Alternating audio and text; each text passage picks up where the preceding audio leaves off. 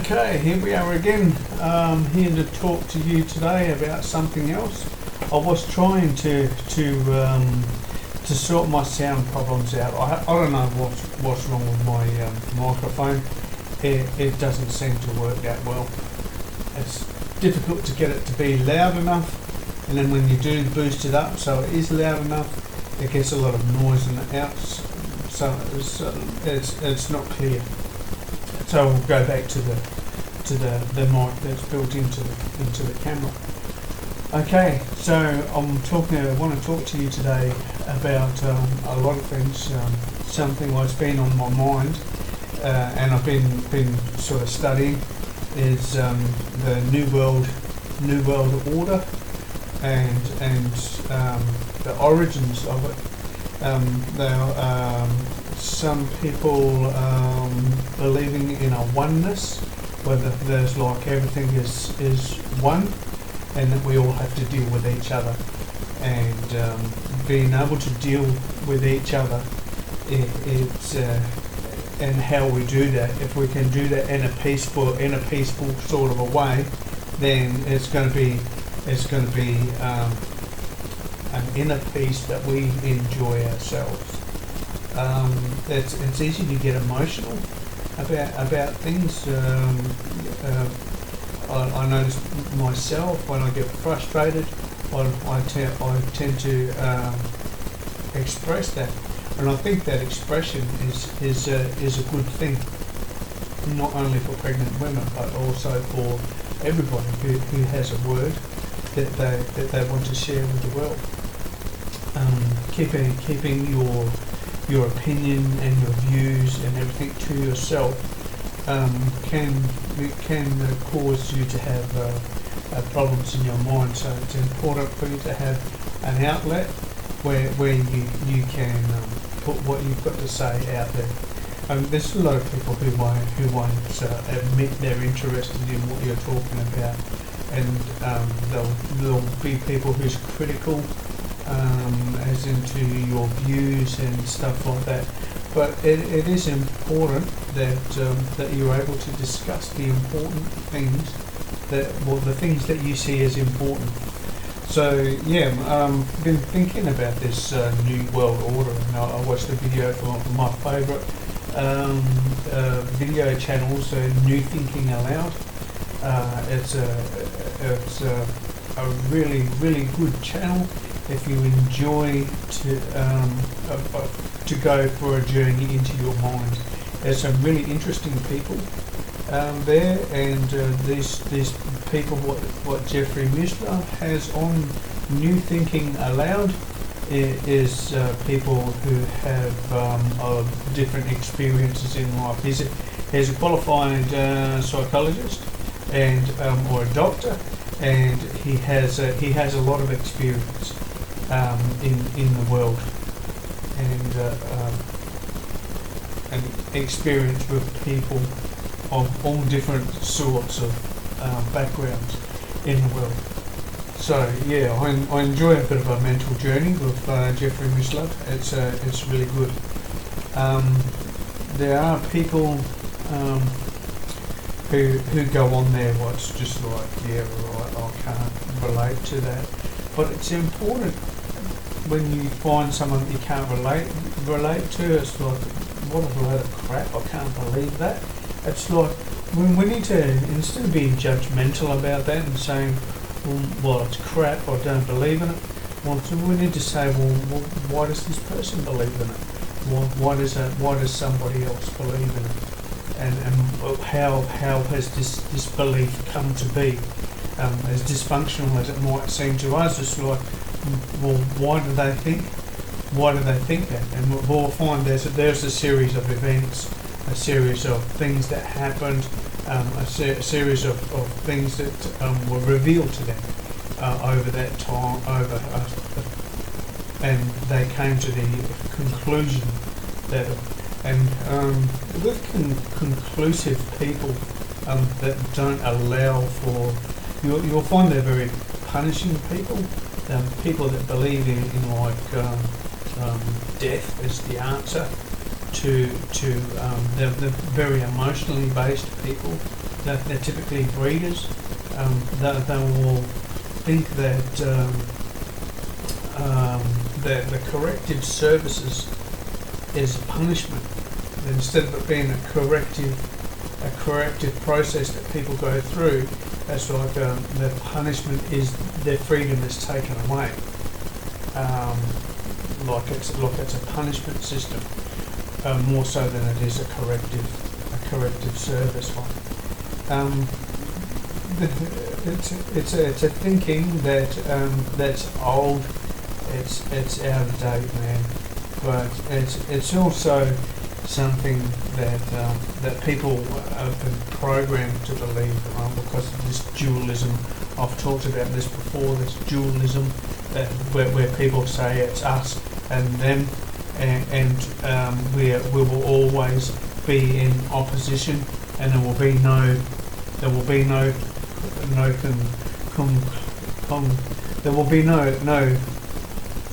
junction for them to, other than an end to one or the other.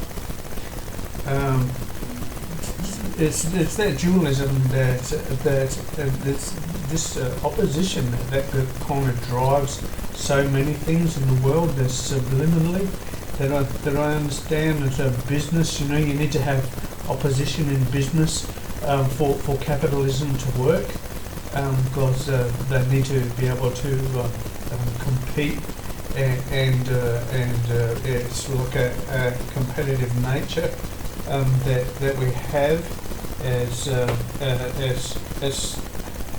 it's not a bad thing, but it has its place. I think people are dominating this planet, and it's like we've been competing with it or competing against it to stay alive.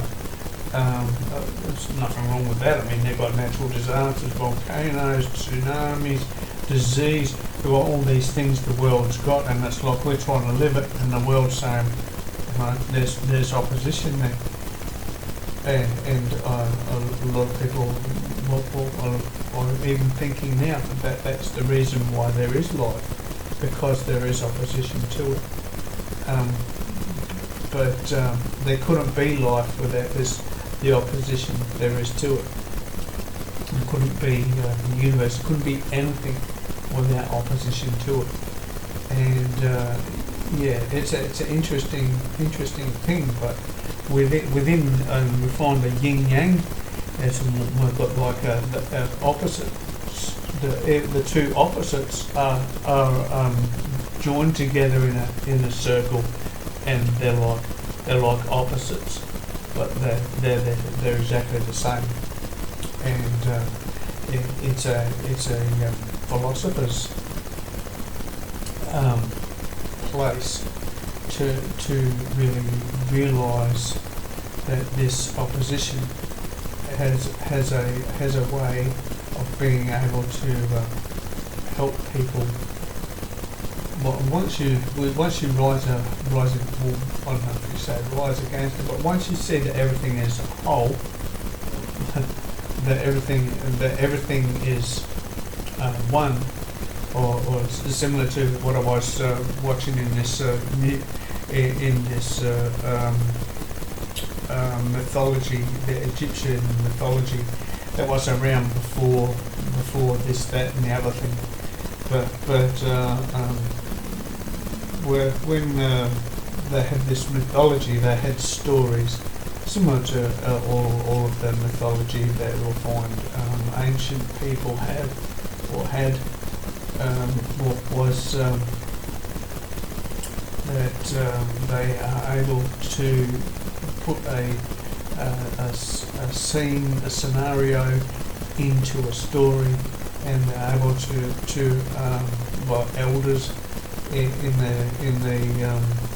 the groups or the community would talk about, would give these mythologies or act them out maybe on stage, like we've seen some Greek and Italian times. There was the ancients of them, they had like a theatre where they would go people were put on a show for them, and these stories, what they based their shows on, were probably ways to help people to develop a moral standard, or a typical way of being able to deal with certain problems that come up. There's always those problems that come up that nobody says nothing about as well. Yeah, I'm not going to say much about that because we don't know what to do about it. I think there's some places in the Bible where the narrator just sort of just rates out of it, says no, I'm not going to say nothing about that because it's just history repeating. If you don't know what's going to happen next, you can already it's already happened a few times in the past. History. They say there's a song that ends. History never repeats. It was a song I didn't mind. I liked it, but what I'm saying is that history, although it won't repeat, it does repeat. Because the song's still alive, people still sing it, people still play it. So it's kind of contradictory. But I think that the song itself is based on a relationship. It's probably a good thing to not keep going back to the same relationships. They can become very destructive to your belief, and that's just my opinion. Because I've tried to go back to relationships in the past, and it's never really worked. It's just sort of been like it repeats again. For the same reason what you broke up and it repeats again. So it's like, you broke up because of that before. It goes around, you go, okay, we'll go back, and then you go, it's repeating again, and you start getting off this spinning wheel because it's full of pain and pain. They're not real. It's not real love. So people can get focused on their dependence on that person to how they relate to other people, especially when it's like family. Parents can stay together for the kids, and they can stay together for the kids and for how the world sees them. People would have known wanted to stay with indestructible relationships purely because they didn't want to be alone. They even ended their lives early, in my opinion. They end their lives early because they can't face the fact that this person they're dependent on to look right in the world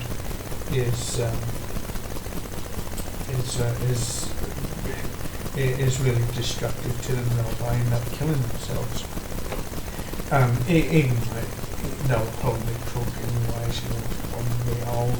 She was crook. She was like I'm saying about my mum, and she had cancer and this and neck and this and that and the other thing. She was not well.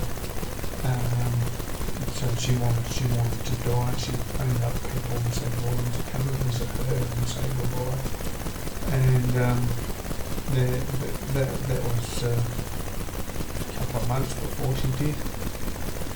But although I do miss my mum, I think there was a lot of things what I can learn from her concerning relationships, and even the reason why I think she went with my dad was because he had a trade, and he had a bit of a future ahead of him, and my mum thought that was a good idea to stick with a bloke like that, to be with a bloke like that, rather than somebody people that she knew. my dad went to a private school, and he was at boarding school, and he went to college, and he had an education, and he had a trade. He was an intelligent person. He worked hard, and he had a future. He died prematurely, unfortunately. I think he wanted to provide for us kids. He knew that he chose the wrong woman to marry. But I think he wanted to provide for us, well, that's what he decided, I believe. But he wanted to provide for us kids, and by doing that, he was having a single car accident, and he's just died off. He's had a crash and died. And it was pretty traumatic for my sister and for his girlfriends, but I didn't really get fazed by it that much. It was just sort of like, I don't know, I think I turned really numb towards people once I tried to kill myself when I was 18.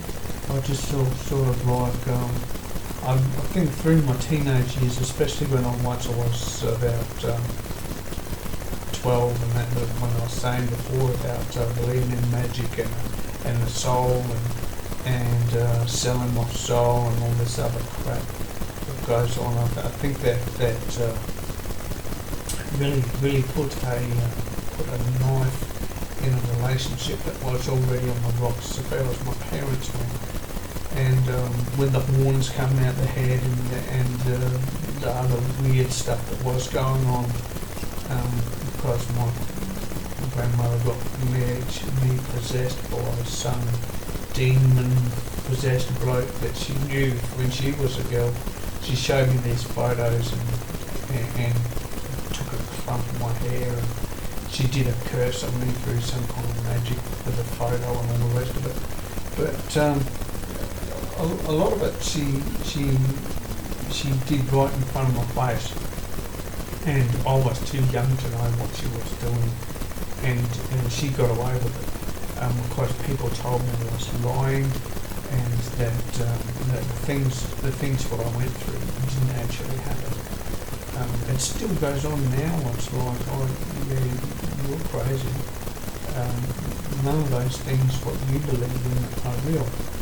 And it's because the nature of the curses and things, what these manipulative, cowardly liars, cheats and cowards, that's the way they operate. They do things right in front of your face where you're unable to defend yourself, but because you don't know what they're doing. But that's the nature of these destructive people, and it's important not to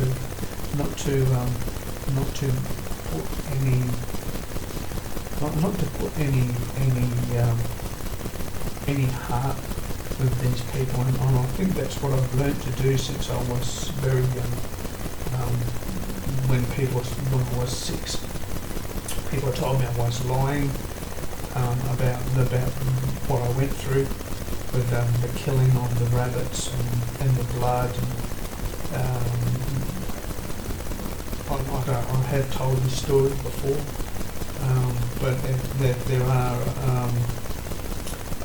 people who are doing traumatising kids who they pick off for whatever reason. I started going to church.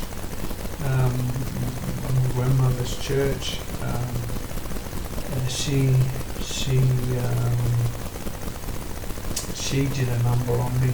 Some of her church members did a number on me, and my mum came back at them with the numbers they were doing. So it was like it just made a little bit of a mess, even bigger and worse than it could have really been, because the people what my mum tried to get me involved with and to find a home with have been stooged by these people for a long time concerning the image of heaven, what's adopted. for the sake of influencing the living in magic. But kind of goes right back to the Bible, I think, when you've got the King Solomon and the wisdom what he gathered from people. I think it would go right back to Egypt, funnily enough. But it seems as though that's where I've started the conversation. Like we've gone around in a bit of a circle there and come back to Egypt. But the mythology there was definitely something what was used to teach a civilization. I understand that Moses, that they had slaves in Egypt, and the slaves didn't know nothing. They were just like people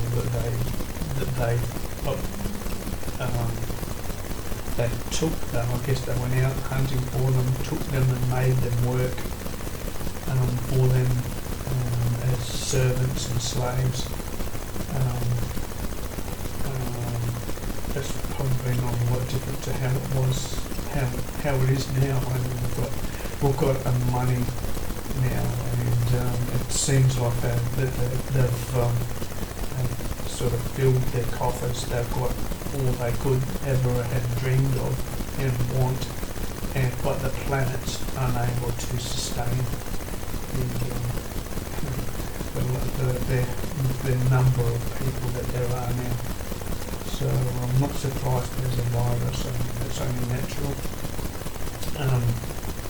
So it's getting a little bit off track when I was talking about the New World Order and how it isn't really anything new.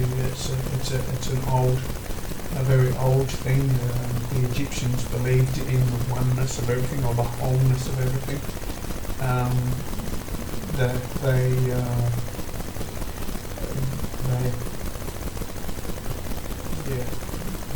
They had that, and with the universalists, there's a type of religion around what's like a universalist. That's the same sort of thing. It's like everything is one, and it's a good thing to think that there's no real place you go to suffer. It's like as a person who understands and is able to process thought functionally and able to process people's motivations in a functional way. We have a responsibility to sort of pass this on to other people. It's only natural that we would, because we don't want to beget emotion and spill over into people's life by some kind of politically based emotional retort to something that we can influence and change. Like someone's an armed robber, they may love the power that they feel.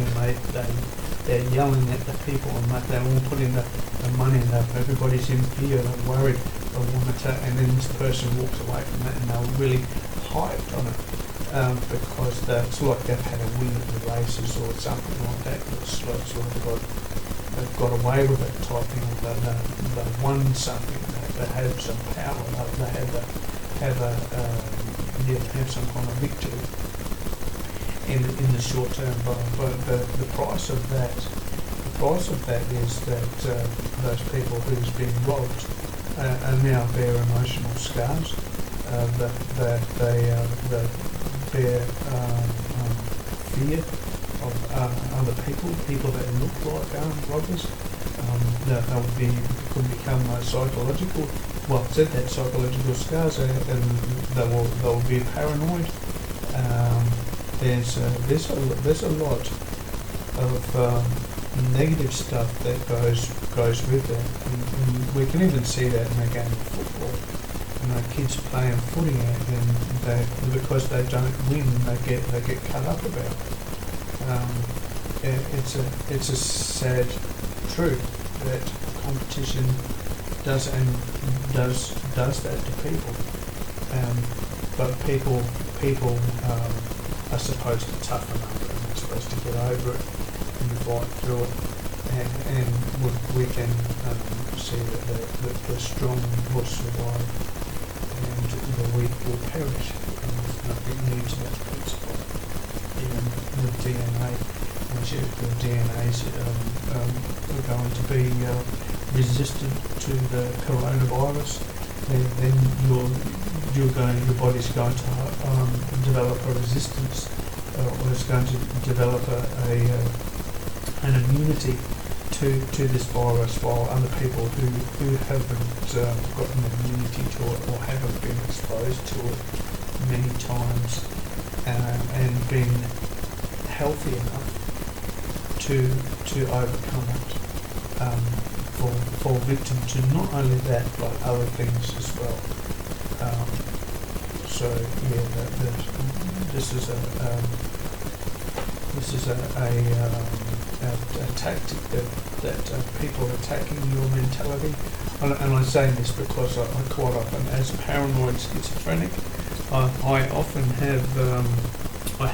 have ideas that people is out to get me and are trying to sabotage me in the many ways that people can be sabotaged. And I think I get this idea from since I was a kid, people was always sort of talking about stuff they didn't want you to know. It's like, shut up, kids, are here type thing. You know, there was always something going on behind your back. I was pretty prevalent in my family. There was a lot of stuff that went on, what the adults were doing, what you weren't allowed to know about. And you had to go and watch TV, you had to be covered. You weren't, and I think that's the case with a lot of people who are brought up around sinful people. I think that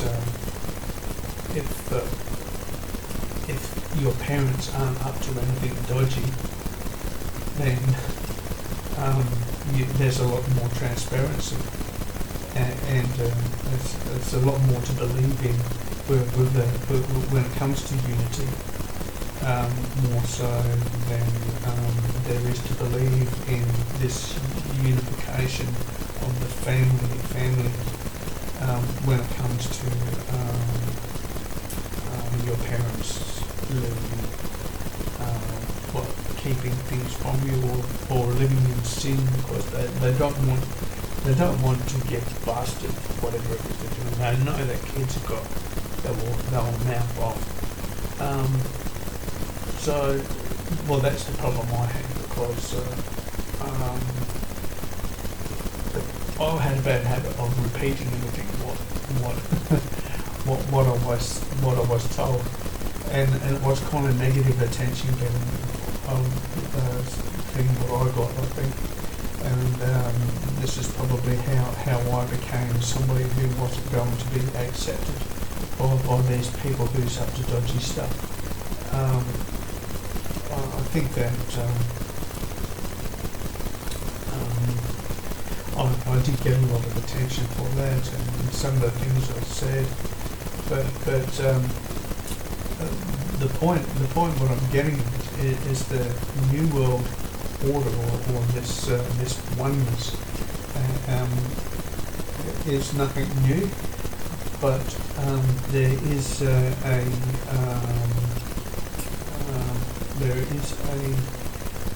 like a force, I guess, what people believe in, is try and break your belief in this oneness down, so that you're locked in opposition and dualism, and it's like everything's sort of broken, and you're either on this side or you're on that side. It's a normal thing, but how we deal with that is a thing that defines who we are.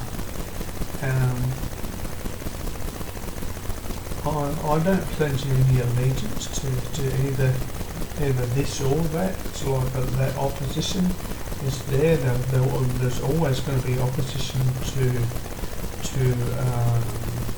this wholeness or oneness that we see in everybody going to the same place when they die. But some people won't be able to find peace there because they're unable to relate to some people on a level where there's an ability to teach them how to be functional in their thought, to be functional and reasonable. And that's the word I'm looking for people to be reasonable. You need to be reasonable. Some people will not be reasonable because they don't want to reason with anything for any other reason than for there to be opposition, for there to be a totality in this. And I think that the eternal nature of eternal life, like the supernatural, is the oneness I'm trying to get at, more so than there is in this world. I mean, in this world we're always going to be entertained. Well, I think that the majority of people, and there's even opposition in talking about majorities. But there's always there's going to be this competition with death, especially because most people don't want to have to deal with it. They don't want to have to. They will see it as a punishment. If they don't want to deal with it themselves, they will make sure that other people are going to die. They will kill other people or force other people to die, thinking that there's some kind of finish or a finality for that problem. But it doesn't. Killing the person does not cure the problem, and I think that being able to change the way people think, bank robbers, being able to change the way robbers think, like armed robbers think, that has an influence on all the other armed robbers as well, because armed robbers speak the armed robber language. They speak the same language. There's a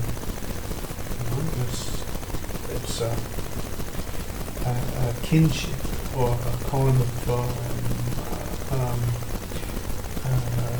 tongue, common thing, something that they have in common with each other. And if you can change, it's the same principle with the anonymous groups. If you can change the way one dysfunctional person thinks, then that dysfunctional person can relate to the dysfunction, and through the dysfunction to an appropriate functional means to overcome the problem. Men will like to have a drink, or some days we get carried away.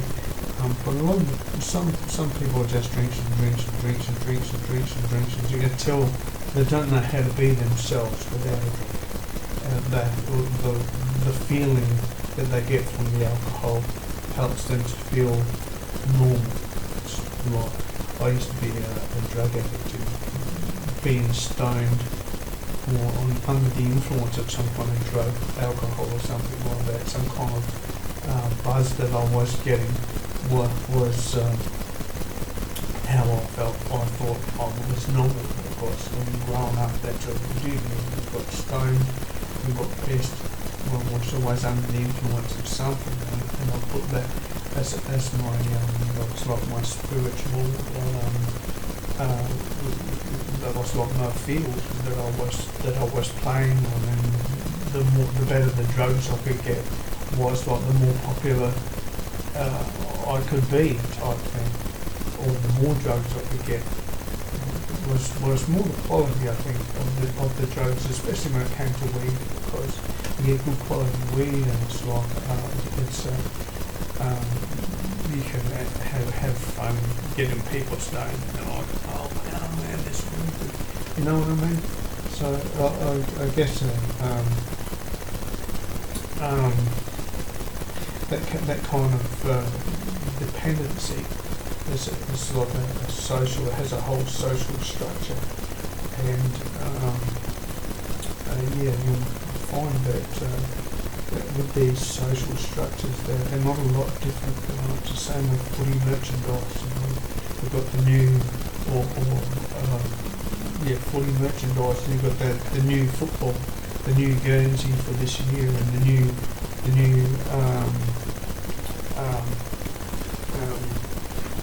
official products for the new season. It's the same sort of thing. It's like an anointment in the Bible that's called an anointment. It's the oil of anointment. It's like everybody lines up to get the same thing that are similar to the communion. And you've got the people lines up in church for the communion. Though they're probably very different physical representations, and I try to steer away from this kind of idolatry, because I think that the Bible does point out that you can do that, but I think that people use that as a kind of anointment, and it can turn into like an idol, where that's where your sense of belonging comes from.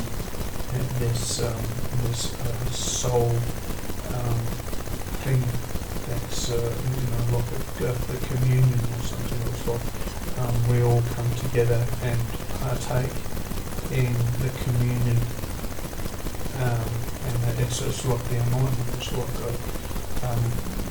in the islands they used to have a pilgrimage to the Blarney Stone, and they will come from all across the island to touch this stone, and people was have a same thing in Britain for the where we've got Stonehenge with the pigs, and there was a pig feast not far away, but there was a bit of a journey to go to like Stonehenge where you would remember the dead, and I think that with these pilgrimages, a bit of the mythology.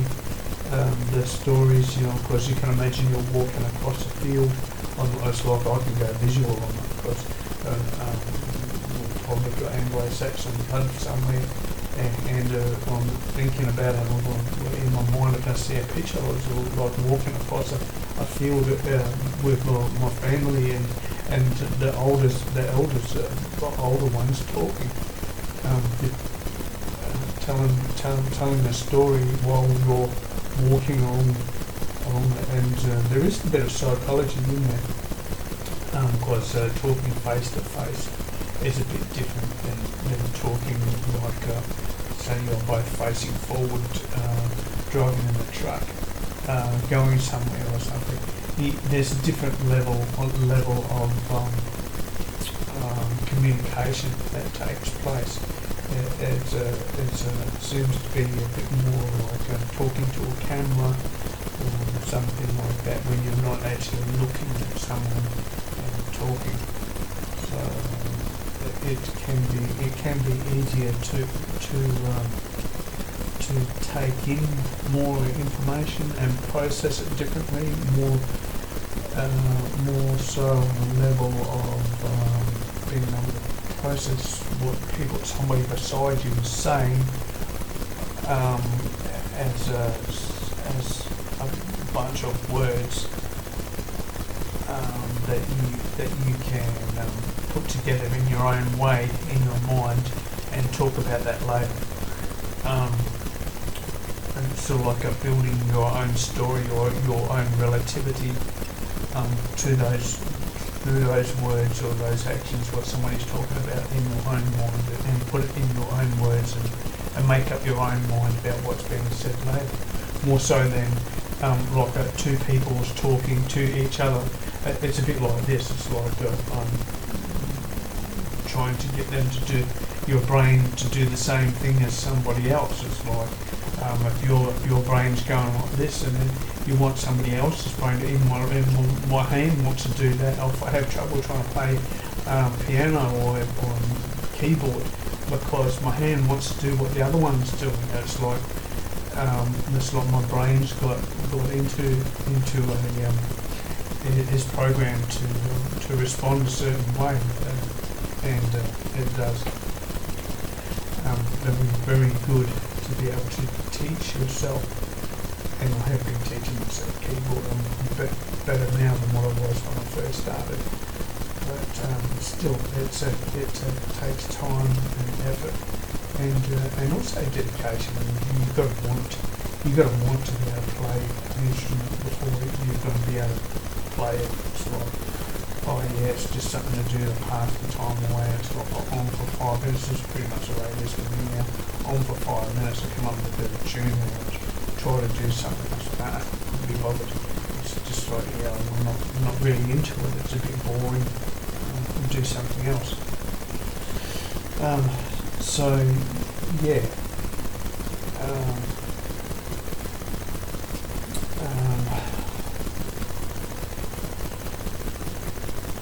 One new world order. One new world order. It's nothing new. We got to that part. It's based on something the Egyptians had years ago, and their stories involved in it. I think that a lot of people who's in opposition to the Bible are saying, no, it's the Bible. It's like you've only got to mention a few words when you're talking to them, like, oh, Jesus saved me, believing God, church. It's like, and yet already it's like people's going, oh, that's one, that's two, that's three. All right, that's bullshit. It's like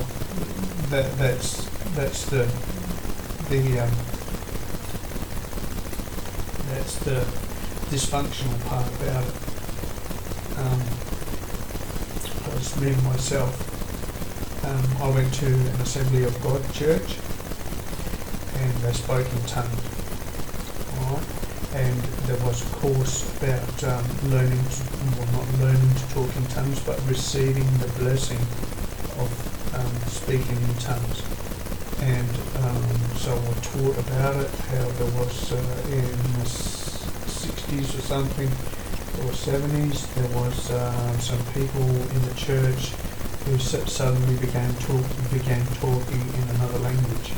And it was very interesting to hear about this.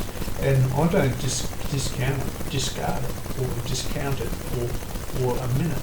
It's every bit as important as anything else that changes people's lives. It's like you could go for a walk to the shop and trip over a crack in the cement, or one of the pavers is lifted, you kick it, and that can change your day, because you stub your toe and you limp around for a while your toe stubbed. It's the same thing.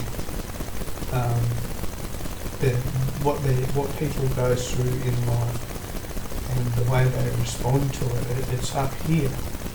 It's not so much that somebody's talking in tongues.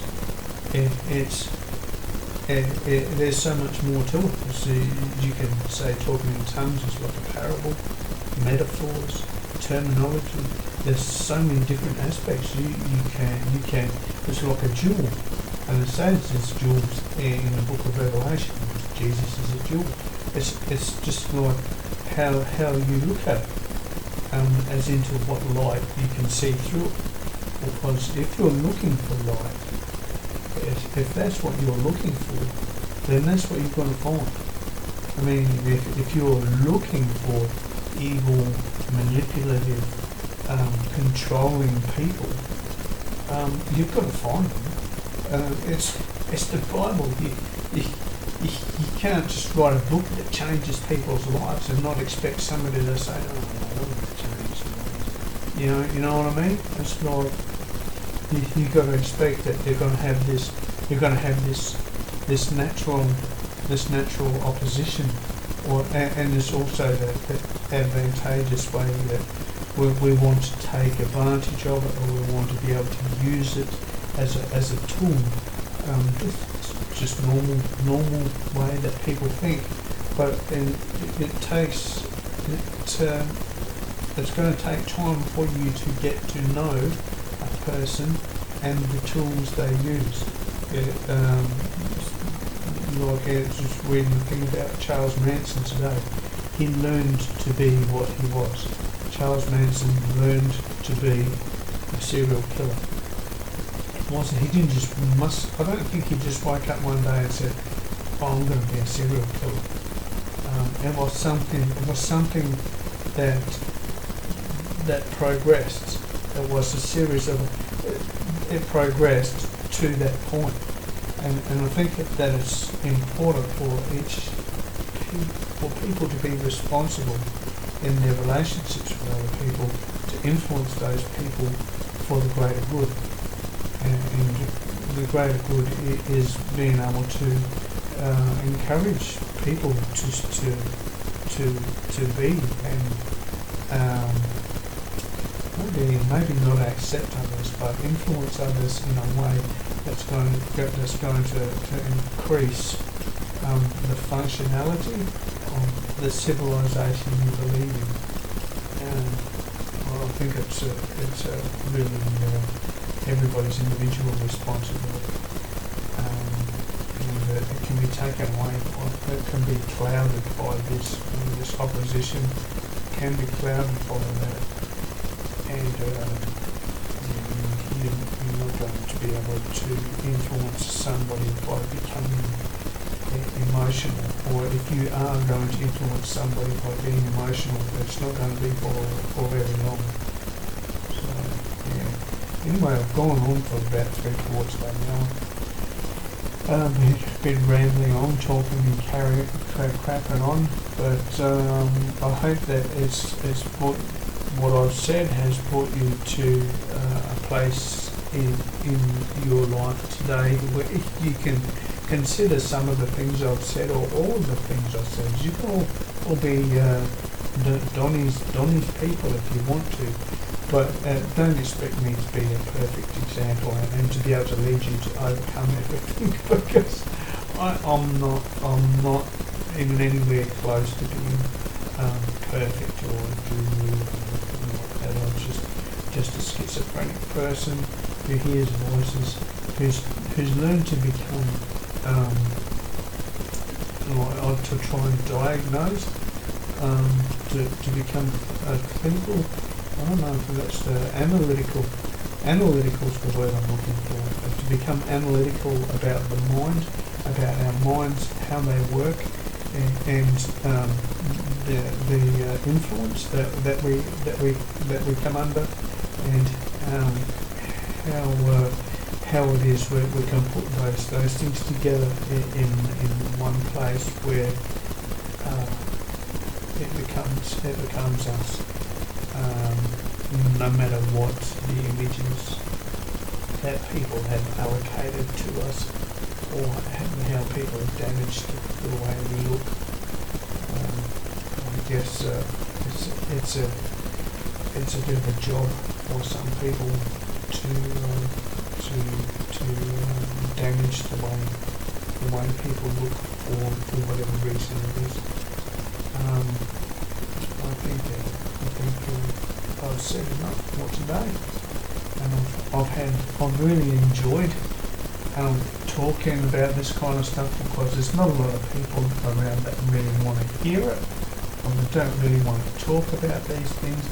And I think it is important for things like Are You OK Day, or lots of other things there are to encourage people with a mental illness just to speak up and to talk about stuff what they think.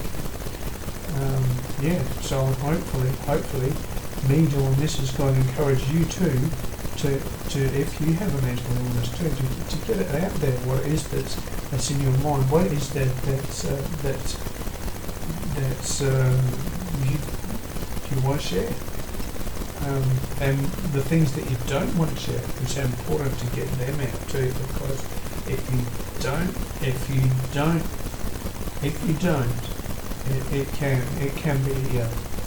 can be just as destructive as those people who influenced you to think that way.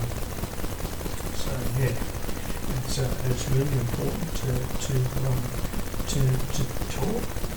talk about it. And I think that hearing voices, it's like having voices without the Muppets, you know.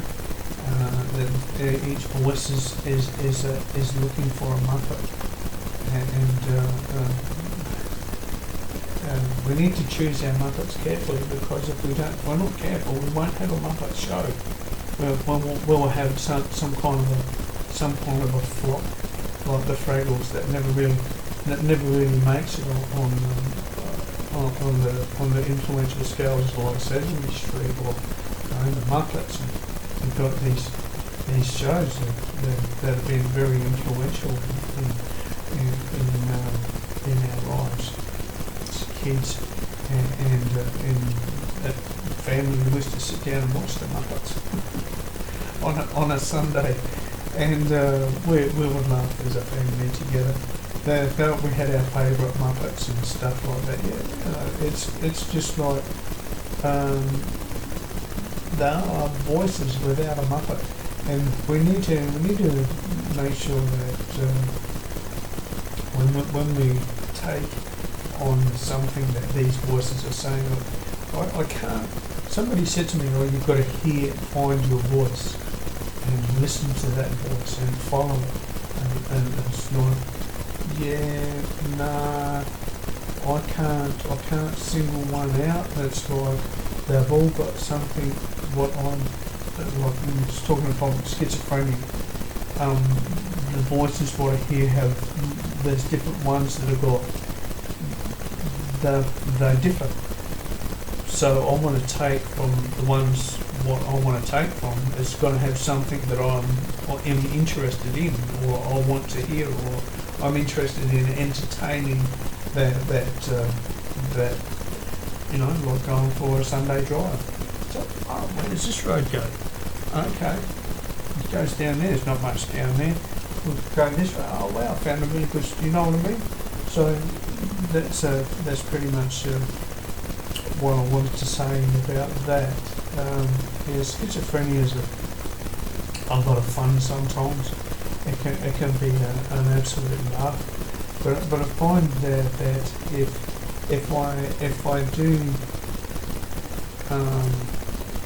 I'm really enjoying it and thinking that it's laughable, it's because of it's. Well, I can't exactly say what it's exactly because of, but I guess it's just because I'm happy. But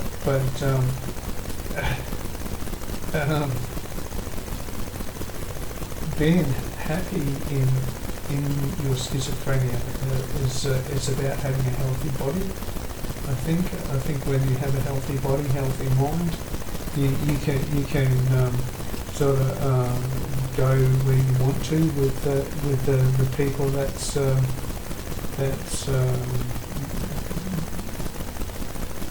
voices that's the Muppeteer is using. So it's good to be able to see those Muppeteers, because you will find that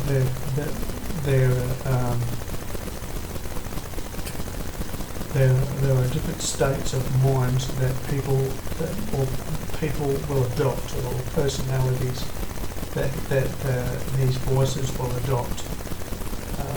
What I will adopt from these voices, perhaps, maybe that's a better way of putting it, because those voices are my mind is processing those there's other people that say that they're schizophrenic.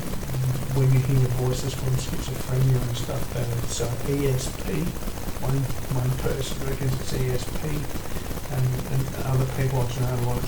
But they're all grandeur, delusions of grandeur. Like, oh, I've got ESP, and I know what this like. You know, this is a mentality what some people will encourage you to have for the sake of the brokenness you will feel when you realise it's not true, or that you can't control it. Perhaps I think that ESP. It may be possible, but I think you need some kind of a third party somewhere. It's like you need a Muppeteer for two people to be linked in. And I think that a lot of the time the Muppeteer can be just a way of thinking or a wavelength, you know, like a thought pattern. Because the brain, our brains are all pretty much the same. They link up different thoughts and processes. And how difficult is it for electricity to find a pattern that goes in? I mean, all the lightning strikes are different, but they follow the same pattern. That's sort of like and then they arc out onto the earth. It's like, yeah, there's a number of different ways it could have went, but it went that way. So because that was where it was going to arc out all along, but it was going a few different ways before it. So the electricity behaves that way, and our brains use it. So we should really incorporate our thought process on that fact, instead of these ideas of ESP. I just can't. Without a Muppeteer, that's like two that should be going like this naturally, but the Muppeteer is there holding it off, and it's like the Muppeteer's got it like that up there, and these two people's here. It's like, yeah, no, I can't deal with ESP without having a Muppeteer. And I mean, electricity can be a Muppeteer, let's face it. Muppets could be electric, especially these days, everything's electric. Anyway, I think I was starting to get a bit off track there and going into a little bit of delving into an area what's probably very simple, but it's also very complicated. So I think that it might be a good idea to just end it here. And I will talk to you again soon, and you can get inside Donny's head. Okay, so I'm pretty sure that people would enjoy being able to see inside my head, and not just me, to be able to see inside somebody else's head too. I think that's why I like the new thinking around. People puts it out there what authors and the theories that they have. It seems like a very honest show, and Jeffrey Mishlove he seems like an honest person. It seems like a place that was or a channel, a YouTube channel that's very real. And I'm so thankful for having heard about it. And found it. It's been good, and I look forward to watching more about it. I sort of get some kind of motivation from Jeffrey Mishlove's shows to share something about something important, which I think is great to be able to have an opinion at least about important things. And I will say goodbye for now. See you later.